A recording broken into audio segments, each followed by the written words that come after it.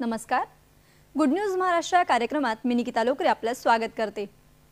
समाजातल्या विविध घटकांच्या विकासाच्या दृष्टीने काम करणारे व्यक्ती आणि संस्थांविषयी आपण गुड न्यूज महाराष्ट्र कार्यक्रमात पाहत असतो. रक्तपेढी आपल्या सर्वांना माहीतच आहे. मात्र अकोला जिल्ह्यातल्या स्त्री रुग्णालयाने यशोदा मातृ दुग्ध पेढी सुरू केली आहे.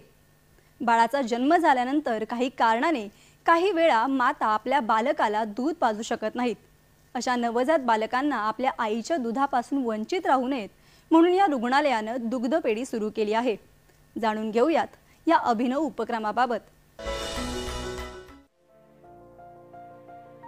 अकोला, वाशिम आणि बुलढाणा जिल्ह्यातल्या महिलांसाठी महत्त्वपूर्ण असणाऱ्या जिल्हा स्त्री रुग्णालयात प्रसूतीनंतर अनेक महिलांना वैद्यकीय कारणांमुळे पुरेसे दूध येत नसल्यामुळे जन्मजात बालकांसाठी वरदान ठरणाऱ्या आईच्या दुधाची गरज भासू लागली.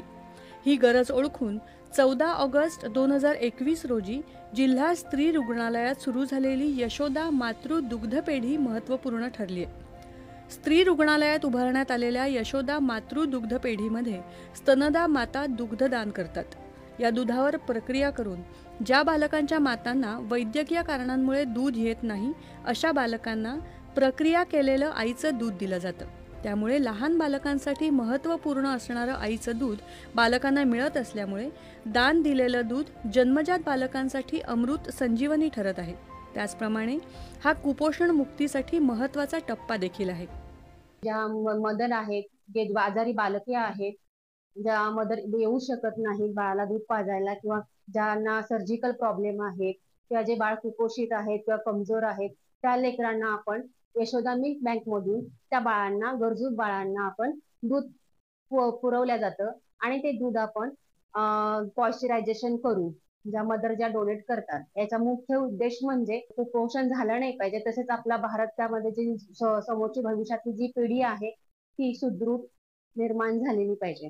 प्रसूतीनंतर ज्या महिलांना अधिक प्रमाणात दूध येतं त्या महिला मिल्क बँकेमध्ये स्वतःचं दूध डिपॉझिट करतात, जे दूध अन्य नवजात बालकांना पुरवण्यात येतं. त्यामुळे जिल्हा स्त्री रुग्णालयानं सुरू केलेला हा उपक्रम लहान मुलांसाठी महत्त्वाचा टप्पा ठरत असून आपलं दूध अन्य बाळांना दिलं जात असल्याची भावना स्वतःला यशोदा म्हणून वाटते, अशी भावना मिल्क बँकेत दूध दान करणाऱ्या गायत्री वक्ते यांनी व्यक्त केली. मी येथे 8 दिवसापासून भरती आहे आणि ते दूध पण डोनेट करत आहे. मला दुधापासून गाठी होत होत्या आणि येथे मी माझ्या बाळाला पण दूध पाजते आणि इथे आल्यावर दूध काढून दुसऱ्यांच्या बाळाला पण ते दान करते. हे एक माझ्या उद्देशाने एक पुण्याचेच काम आहे. कृष्णाला दूध पाजले ते यशोदेने, तसेच मी पण तेच काम करत आहे. अशा उद्देशाने मी इथे माझं दूध दान करण्याचं पुण्य काम करत आहे. मातृ दुग्ध पेढीमध्ये आतापर्यंत 4731 स्तनदा मातांनी दुधाचं दान केलं असून 536 लिटर संकलित दुधामधून 2300 जन्मजात बालकांना 466 लिटर दूध देण्यात आलंय. यामुळे रुग्णालयातल्या मिल्क बँक ही खऱ्या अर्थानं बालकांसाठी यशोदा म्हणून कार्य करत आहे. मेळघाटात जन्मलेल्या एका बाळाचा जन्म होताच वैद्यकीय कारणामुळे त्याची आई त्याला दूध पाजू शकली नाही. अशावेळी शेजारी राहणाऱ्या सरला नामक महिलेनं नवजात बालकाला स्तनपान करून मातृत्वाचा परिचय दिला. त्यामुळे मातृ दुग्ध पेढीची ब्रँड अँबॅसिडर म्हणून सरला तोटे यांचा सन्मान करण्यात आला, अशी माहिती जिल्हास्तरीय रुग्णालयाचे वैद्यकीय अधीक्षक डॉक्टर जयंत पाटील यांनी दिली.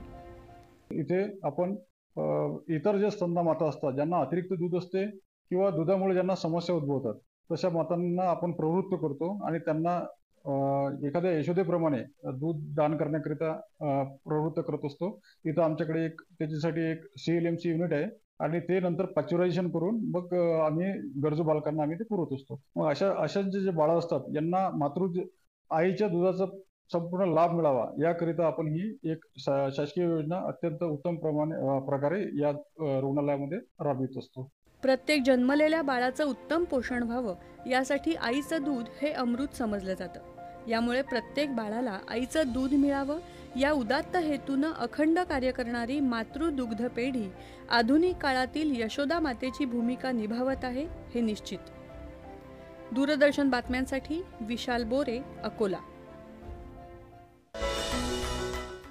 मंडळी, आजचा भाग इथेच संपला. गुड न्यूज महाराष्ट्र कार्यक्रमाचे सर्व भाग तुम्ही DD सह्याद्री न्यूज या यूट्यूब वाहिनीवर पाहू शकतात। तेव्हा पुन्हा भेटूयात पुढील रविवारी याच वेळी फक्त आपल्या सह्याद्री वाहिनीवर। तोपर्यंत नमस्कार।